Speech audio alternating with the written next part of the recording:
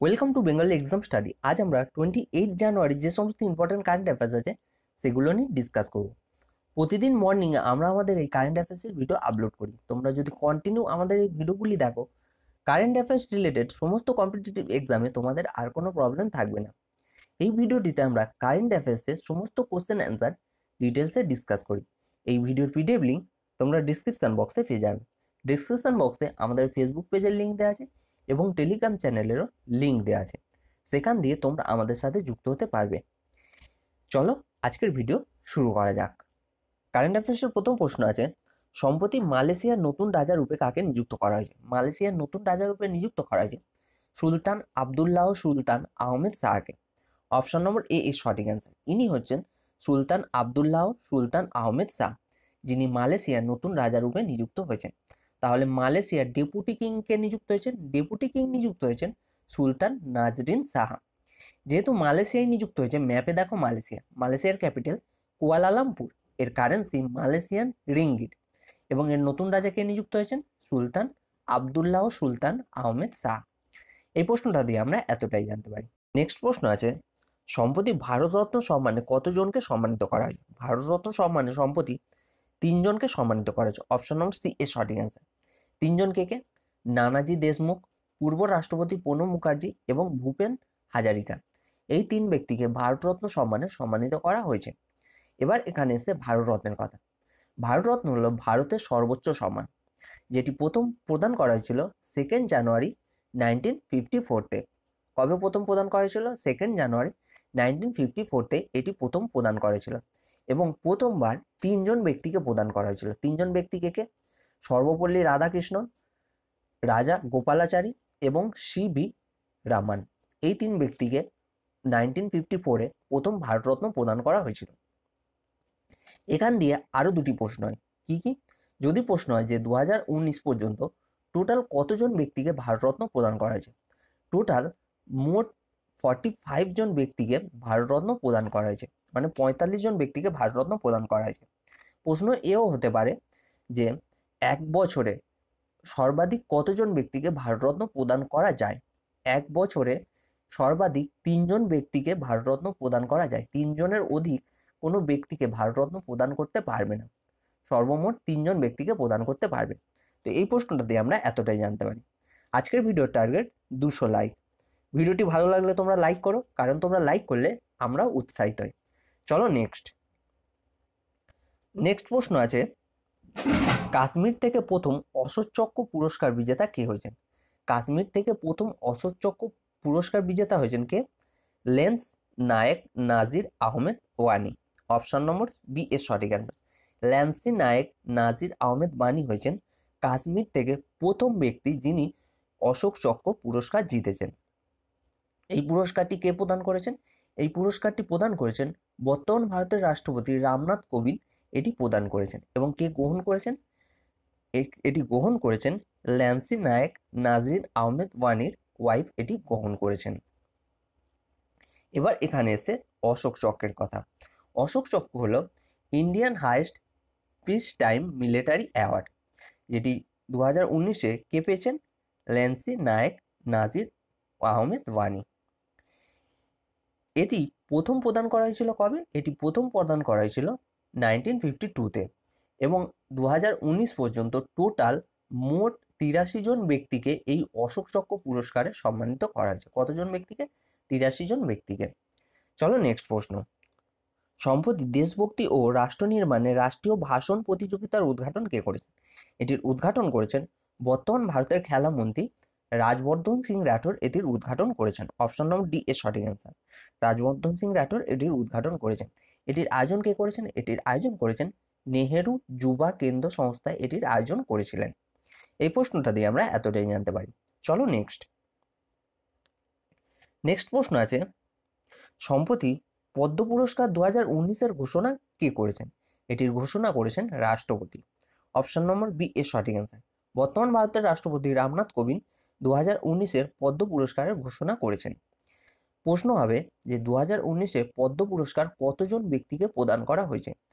মোট 112 জন ব্যক্তিকে এই পদ্ম পুরস্কার প্রদান করা হয়েছে। কতজন? 112 জন ব্যক্তিকে।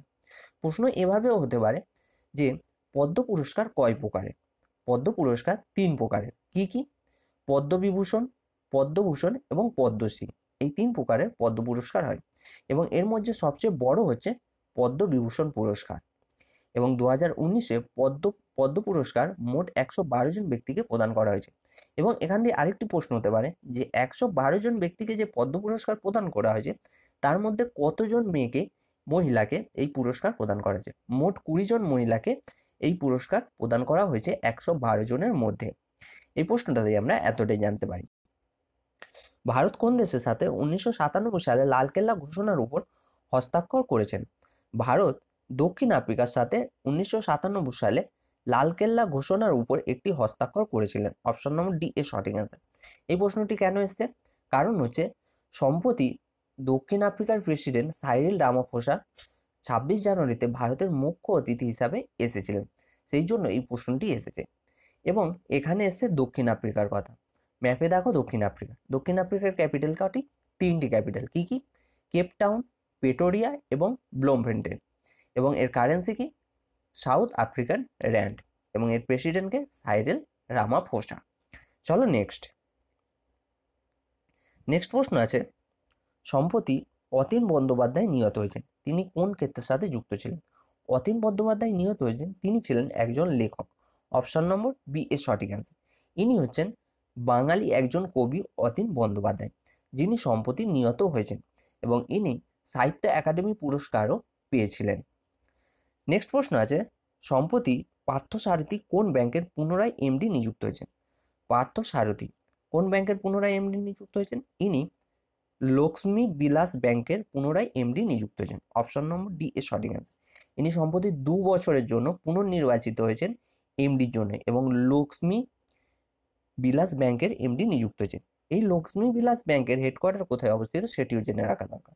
এর হেডকোয়ার্টার অবস্থিত চেন্নাইতে। চলো নেক্সট,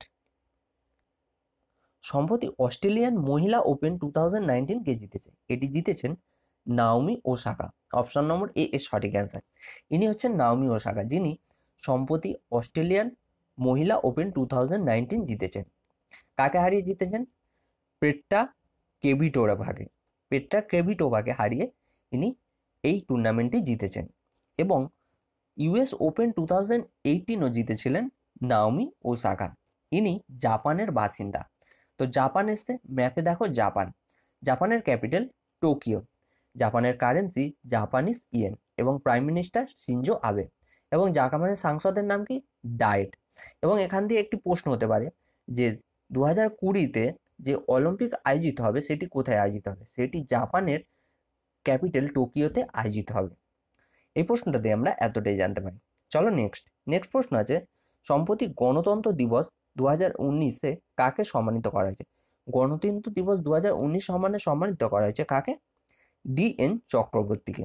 অপশন নম্বর বি এর সঠিক অ্যান্সার। ইনি হচ্ছেন DN চক্রবর্তী, যাকে গণতন্ত্র দিবস 2019-এ সম্মানিত করা হয়েছে। এটি কে সম্মানিত করেছেন? এই সম্মানটি প্রদান করেছেন আসাম সরকার। এই সম্মানটি প্রদান করেছেন। যেহেতু আসাম এই সম্মানটি প্রদান করেছেন, ম্যাপে দেখো আসামের ক্যাপিটাল দিসপুর, এর মুখ্যমন্ত্রী সর্বানন্দ সোনোয়াল এবং গভর্নর জগদীশ মুখী। এবং আসাম এলেই আসামে অবস্থিত কাজিরাঙ্গা ন্যাশনাল পার্ক। কোথায় অবস্থিত? আসামে, যেখানে একশিংওয়ালা গন্ডার দেখতে পাওয়া যায়। এবং এখান দিয়ে একটি প্রশ্ন ঘুরিয়েও করতে পারে। প্রশ্নটা করবে যে একশিংওয়ালা গন্ডার ভারতের কটি রাজ্যে দেখতে পাওয়া যায়? ভারতের 2টি রাজ্যে দেখতে পাওয়া যায়, এক হচ্ছে আসাম আর দ্বিতীয় হলো পশ্চিমবঙ্গ। চলো নেক্সট প্রশ্ন আছে, সম্প্রতি ভারত কোন দেশের সাথে ত্রিবার্ষীয় রণনীতিক কার্যক্রমের উপর হস্তাক্ষর করেছেন? এটি কোন দেশের সাথে করেছে? এটি করেছেন দক্ষিণ আফ্রিকার সাথে। অপশন নম্বর ডি এর সঠিক অ্যান্সার। নেক্সট প্রশ্ন আছে, সম্প্রতি পরম বিশিষ্ট সেবা পদক কে জিতেছেন? পরম বিশিষ্ট সেবা পদক কে জিতেছেন? এটি জিতেছেন general Bipin Rawat. Option number B এর সঠিক অ্যান্সার। স্থল বিভাগের জেনারেল বিপিন রাওয়াত এই পদকটি জিতেছেন। এই প্রশ্নটি দিয়ে আমরা এতটাই জানতে পারি। চলো নেক্সট আছে তোমাদের জন্য লাস্ট ভিডিওর কোশ্চেন অ্যান্সার। লাস্ট ভিডিওর প্রশ্ন ছিল 15তম ভারতীয় প্রবাসী দিবসের মুখ্য অতিথি কে ছিলেন? এর মুখ্য অতিথি ছিলেন প্রবীন্দ্র যুগনায়ক। অপশন নম্বর সি এর সঠিক অ্যান্সার। প্রায় সবাই এই প্রশ্নের সঠিক অ্যান্সার দিয়েছেন। চলো এবার আমরা দেখে নেবো তোমাদের জন্য কোশ্চেন অফ দি ডে কি প্রশ্ন আছে। কোশ্চেন অফ দি ডে তোমাদের জন্য প্রশ্ন আছে, সম্প্রতি ইন্ডিগো এয়ারলাইন এর নতুন সিইও কে নিযুক্ত হয়েছে? যেটি সঠিক অ্যান্সার হবে সেটি তোমরা কমেন্ট বক্সে জানিও। আর ভিডিওটি তোমাদের ভালো লাগলে নিচে লাইক বটন আছে, লাইক করো, কারণ তোমরা লাইক করলে আমরা উৎসাহিত হই। এবং শেয়ার বটন আছে, শেয়ার করো, তোমরা শেয়ার করলে অন্যান্য স্টুডেন্টদের হেল্প হবে। আর তোমরা যদি আমাদের চ্যানেলে নতুন হয়ে থাকো, নিচে দেখো লাল মতো সাবস্ক্রাইব বটন আছে, সাবস্ক্রাইব করে নিও এবং লেটেস্ট ভিডিওর আপডেট পাওয়ার জন্য পাশে থাকা বেল আইকনটিতে অবশ্যই ক্লিক করে দিও, কারণ বেল আইকনে ক্লিক করলে তবেই কিন্তু আমাদের ভিডিও আপলোডের সাথে সাথে তোমাদের কাছে নোটিফিকেশান পৌঁছবে। তো আজকের মতো ভিডিও এই পর্যন্তই, আবার কালকে দেখা হবে। ধন্যবাদ।